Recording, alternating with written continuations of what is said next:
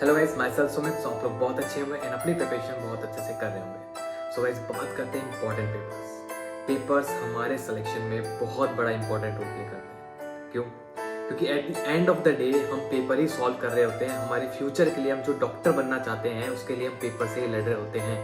At the end of the day हम paper से ही लड़ रहे होते हैं। सो तुम कितना ही अच्छा पढ़ लो, कितना ही बहुत रिवीजन कर लो, कितना ही रिवीजन कर लो, बट जब तक आपका कमांड पेपर्स पे नहीं होगा, पेपर से लड़ने की एबिलिटी नहीं होगी, मेंटली आप प्रिपेयर नहीं होंगे, तो सिलेक्शन आपका नहीं होगा। अब इसमें ये भी होता है कि किस क्वालिटी के पेपर्स आप सॉल्व कर रहे हैं। पेपर्स बच्चे बहुत सॉल्व करते हैं बट फिर भी उनका सिलेक्शन नहीं होता। अगर आप एक क्वालिटी वाइज पेपर सॉल्व करते हैं तो सिलेक्शन होता है। अगर आप कुछ भी चीज़ कम करते हैं बट क्वालिटी वे में करते हैं तो पक्का सिलेक्शन होता है और बहुत आउटपुट भी अच्छा आता है। ठीक है, अभी मेरे बच्चों से रैंडमली बात हो रही है तो बच्चे बोलते हैं भैया मैं डेली इतने पेपर सॉल्व कर रहा हूँ। मैंने कहा बहुत अच्छा है, बहुत अच्छी बात है, पेपर सॉल्व कर रहे हैं। बट मैं पूछता हूँ कौन से पेपर सॉल्व कर रहे हैं, तो बोलते भैया मैंने ये रैंडमली कोचिंग का नाम बोलते हैं, इससे मैंने अभी टेस्ट सीरीज ली हुई है तो मैं यहाँ पे क्वेश्चन पेपर सॉल्व कर रहा हूँ और टेस्ट सीरीज बहुत अच्छे से दे रहा हूँ और मतलब सिलेक्शन होने के चांसेस भी हैं और अच्छा स्कोर कर रहा हूँ। बट गाइस, होता पता है क्या है, ऑल इंडिया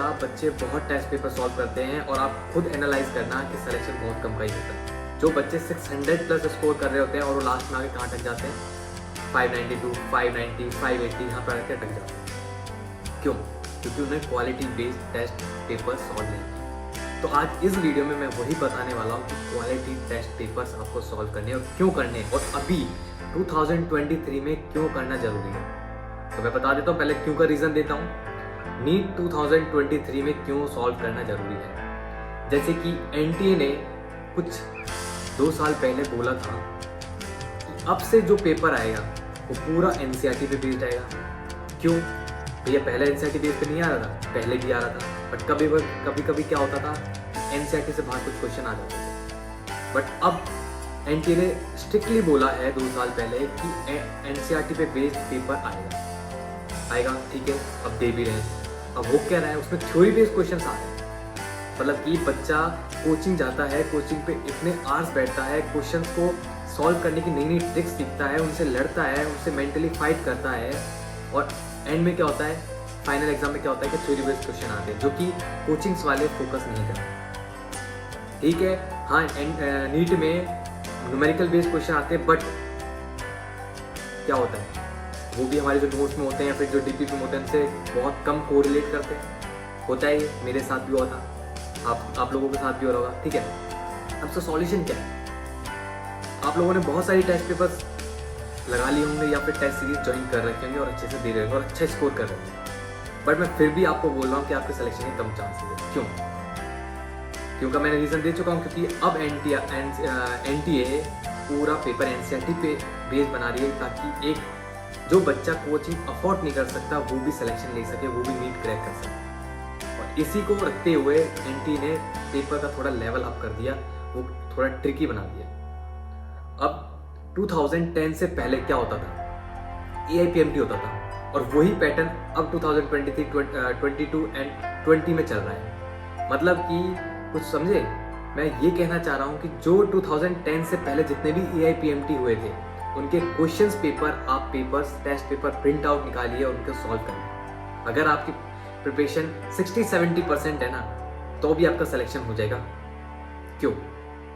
क्योंकि आपने सुना होगा कि 11th का 60% आता है और 12th का 12% 12th का 40% आता है। हाँ, ये बात सही है, बट आप देखना, आपके आसपास में देखना, कोचिंग में होंगे, वहाँ पर बच्चों को देखना, बहुत कम, ओनली 5% स्टूडेंट्स होते हैं जो कि पूरा सिलेबस कंप्लीट कर पाते हैं, नहीं तो नहीं कर पाते। इसका मतलब ये है कि मैंने जैसे जितना देखा है, मैंने खुद ने अप्लाई किया था अपने ऊपर, ओनली अगर आपको सिलेक्शन चाहिए तो 70% 60% मोर देन सफिशिएंट है। अगर आपको गवर्नमेंट सीट चाहिए, मोर देन सफिशिएंट है। अगर आपका 60% 70% सिलेबस भी कंप्लीट है ना 11th-12th का, तो आपका सिलेक्शन पक्का हो जाएगा।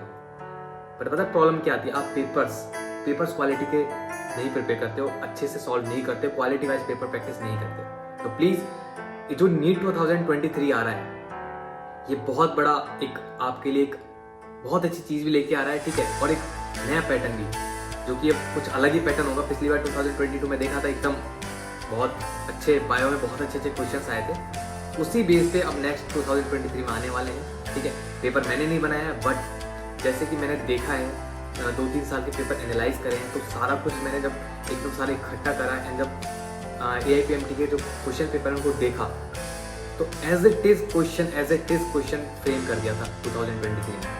डिफरेंस क्या था, बस ऑप्शन को थोड़ा ट्विस्ट कर दिया था, ऑप्शन फर्स्ट फोर्थ में दे दिया, फोर्थ का फर्स्ट में दे दिया, बस और कुछ नहीं करा।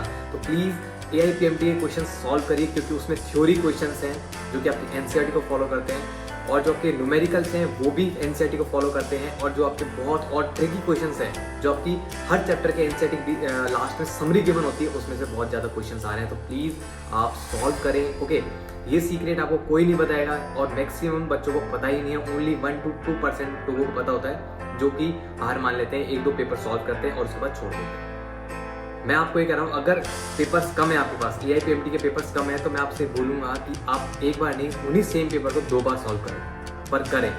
अगर आपकी प्रिपरेशन 40% भी है, 50% भी है, तो भी मैं कह रहा हूँ 2 बार पेपर सॉल्व करिए। अगर 10 पेपर हैं तो उनको 2 बार सॉल्व करिए 10 को।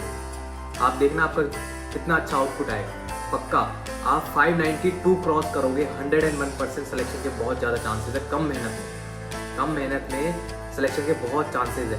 थोड़ा यहाँ पे स्मार्टली वर्क करो। अब स्मार्टली वर्क करने का टाइम है। ठीक है, 2 साल हम बहुत अच्छे से मेहनत कराए, बहुत अच्छे कॉन्सेप्ट बनाए, बट अब लास्ट टाइम हम कुछ नहीं कर सकते। ज़्यादा पैनिक हो गए, चीज़ें भूलोगे, मिसमैच होंगी, टेंशन में आओगे, प्रिपरेशन छोड़ोगे और सिलेक्शन कम चांसेस होंगे। इसीलिए जितना है अच्छा है, जो है अच्छे से रिवाइज करो और AIPMT के क्वेश्चन पेपर सॉल्व करो। So thank you.